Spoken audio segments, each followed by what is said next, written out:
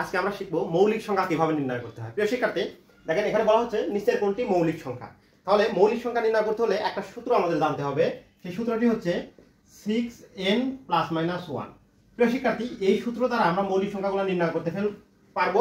তবে খেয়াল রাখতে হবে যেন ওই সংখ্যাগুলোকে 5 এবং 7 এই দুটো সংখ্যা দ্বারা যেন ভাগ করা না যায়, কারণ এই দুটো সংখ্যা দ্বারা ভাগ করা গেলে সেটা মৌলিক সংখ্যা হবে না। প্রিয় শিক্ষার্থী, এবার খেয়াল করেন বলা আছে এই নিচের কোনটি মৌলিক সংখ্যা। তাহলে দেখেন এখন n এর মান ইচ্ছা মতো আপনি বসাতে পারবেন যে কোনো কিছু। তাহলে দেখেন n এর মান আপনি যদি 1 থেকে শুরু করে বসাতে শুরু করেন, তাহলে দেখেন মৌলিক সংখ্যা কি কি।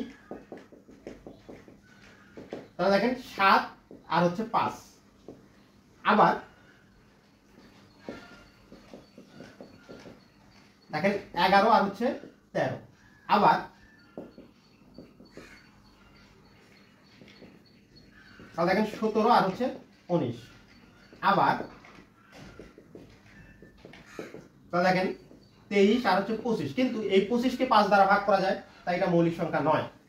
আবার খেয়াল করেন যে 6 গুণন 5 ± 1, তাহলে কত হচ্ছে 29 এবং 31। প্রিয় শিক্ষার্থী, বলা হচ্ছে নিচের কোনটি মৌলিক সংখ্যা। দেখেন আমরা 31 পেয়ে গেছি, 31 হচ্ছে মৌলিক সংখ্যা। এভাবে আমরা পর্যায়ক্রমে মৌলিক সংখ্যাগুলো বের করতে পারবো। প্রিয় শিক্ষার্থী, আজকে এই পর্যন্ত। পরবর্তীতে আরো কোনো অঙ্ক নিয়ে উপস্থিত হবো। আসসালামু আলাইকুম।